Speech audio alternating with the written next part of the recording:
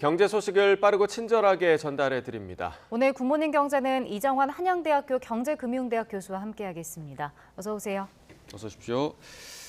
자, 전세 사기 피해자들을 구제하기 위한 특별법 지금 어제 통과한 상황인데 전세금 기준을 좀 상향을 하기도 했고 무이자 대출 혜택 등이 좀 포함이 됐습니다. 이 부분 좀 어떻게 보시나요?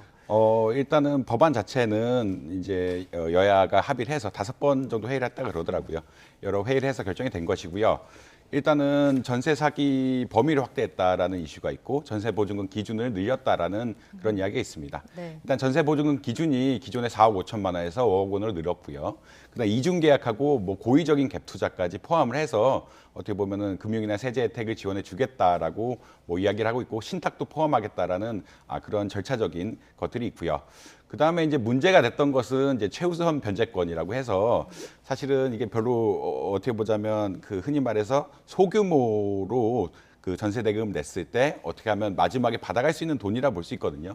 그러니까 임차인을 보호하는 최소한의 어떤 권한이라 볼 수 있는데 보통 임대 보증금이 굉장히 작을 때 어떻게 한 1억 5천만 원, 서울은 1억 5천만 원 정도 됩니다. 이 작을 때 임차인을 보호하기 위해서 경매나 공매로 넘어갔을 때도 돈을 받을 수 있게 하는 이런 일부, 그러니까 원래 순위는 아니지만 돈을 받을 수 있게 하는 이런 권리라고 볼 수가 있는데 이것을 못 받는 사람에게 이제 그 금액 자체를 오늘 기준으로 해서 보장을 해주고 이것을 10년 동안 무상으로 대출을 해주겠다라는 그런 것을 해주고 이거 넘어서는 이제 1, 2%의 저금리로 대출을 해주겠다는 어떤 금융계약을 넣었다라고 보시면 될 것 같습니다. 그래서 전반적으로 말씀드렸을 때 이제 범위를 좀 확대했고 최우선 변제금 같은 것을 정부가 직접 주지는 않지만 흔히 말하는 무이자 대출을 통해서 보상을 해줘서 일부 주거권을 확보할 수 있게 하는 그런 제도로 만들었다라고 보시면 될 것 같습니다. 네.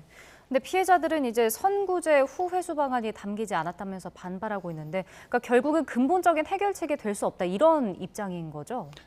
이게 사실은 대출이란 게 가장 문제가 되는 것 같거든요. 대출을 한다는 얘기는 10년이 지나서 원금이라도 다 갚아야 된다는 이야기이기 때문에 아무리 무이자 대출을 하든 아니면 저리의 대출을 하든 이게 지금 최우선 변제금 혹은 그 보증금에 대한 대출을 정부가 해준다고 할지라도 이것을 나중에 갚아야 되는데 이것은 우리 재산을 보호해 주는 것이 절대 아니다. 그리고 이것은 사회에서 나온 어떤 사건이기 때문에 우리는 보상을 받아야 된다는 입장이거든요. 네. 그러니까 그 선구제란 것은 임대 보증금에 대한 보상을 먼저 해주고 정부가 나중에 이제 사기를 치신 분들이라든지 이게 사기 범죄자들한테 돈을 받아라는 입장이었는데 정부는 그렇게까지는 할 수 없다. 왜냐하면 이게 보이스피싱이라든지 다른 사기에 있어서도 사인 간의 계약에 대해서 정부가 보상해주는 일은 사실 좀 어렵거든요. 이게 네. 다른 범죄와 형평성 문제가 있기 때문에 이것을 직접 보상해주긴 좀 어렵다라는 견해를 통해서 결국 대출 방안으로 간 것이고 피해자 단체에서는 기본적으로 이것을 임대보증금 내가 했는데 돈을 못 받으면은 나중에 또 갚아야 되는 돈을 어떻게 할 것이냐.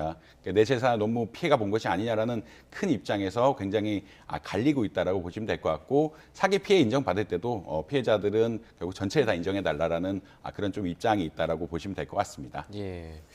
자, 또 지난달에 5대 은행 연체율이 다시 좀 급증한 것으로 나타났더라고요. 사실 지금 우리는 금리를 계속해서 동결을 하고는 있지만 그 이전에 급격한 금리 인상을 했던 여파가 지금도 미치고 있는 걸까요?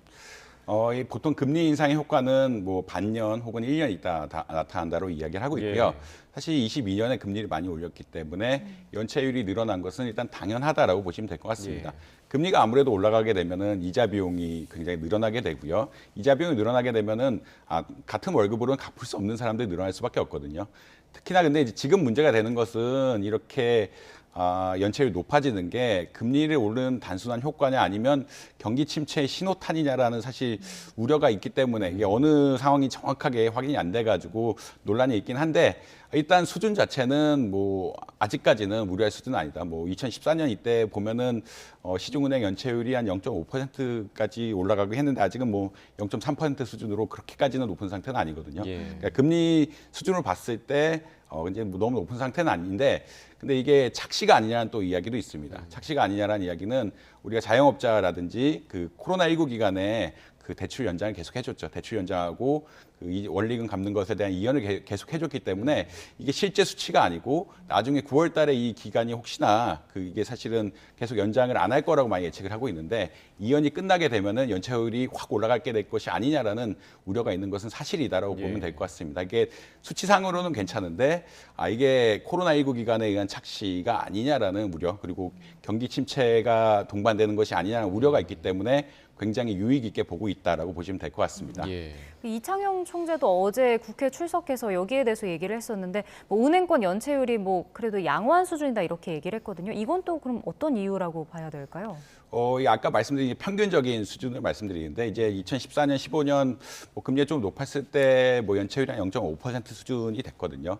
이 상황을 봤을 때 지금 연체율 0.3% 수준 자체가 높은 수준은 아니다. 그래서 지난 10년간 평균적인 연체율을 봤을 때 지금 기준이 크게 나쁜 것은 아니다라는 그런 입장이 있고요. 그리고 최근에 이제 금융 안정에 대한 우려가 커지면서 대손 충당금을 굉장히 많이 쌓게 했다라고 이야기하고 있습니다.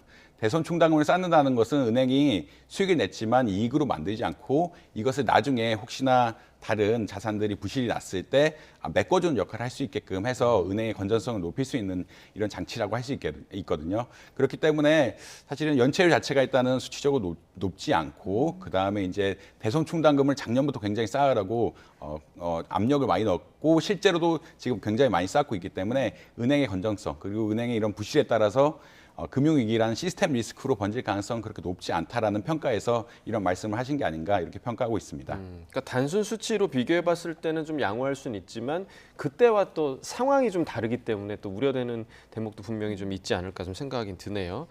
자, 이틀 뒤에 이제 금통위 열리고 금리를 결정을 하게 되는데 미 연준 의장이 6월 금리 인상 중단하겠다는 취지의 좀 말을 해서 우리 한국은행에서는 조금 부담을 덜 수 있게 된 거 아닌가 생각이 드는데 어떻게 보세요?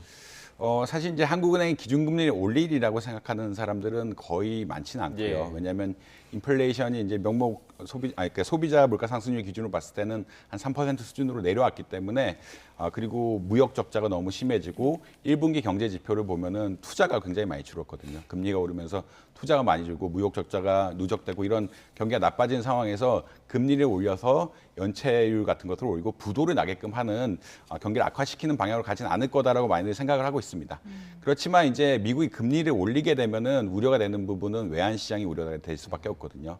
결국 미국과 한국의 금리 격차가 많이 나면 날수록 달러에 대한 어떤 수요가 늘게 되고 원화에 대한 수요가 감소하게 되면서 흔히 말하는 외환 유출이 일어나지 않을까라는 우려가 있는 건 사실입니다. 예. 그리고 이 수치가 높아지면 높아질수록 리스크가 커지는 것도 사실인데 아직까지는 그런 움직임이 보이지 않고 그다음에 전반적인 전 세계적 그 투자 흐름 역시 이제 글로벌 공급망 재편에 따라서 일본이라든지 한국이라든지 약간 다른 움직임을 보이고 있긴 하거든요. 그렇기 때문에 이게 전반적으로 얘기할 수는 없지만 이제 이 제롬 파월 의장의 발언 자체는 금리 격차를 조금 줄일 수 있는 이야기이기 때문에 한국이 기준금리를 동결하는 데 있어서 어떻게 보면 긍정적으로 작용할 수 있다. 그러니까 우려가 있는데 미국이 기준금리를 많이 올리게 되면은 결국 우려가 흔히 말하는 한미 금리 격차에 따른 우려가 굉장히 커지는데 네. 이런 우려를 조금 줄여두는 그런 역할을 할 수 있다라고 보시면 될 것 같습니다.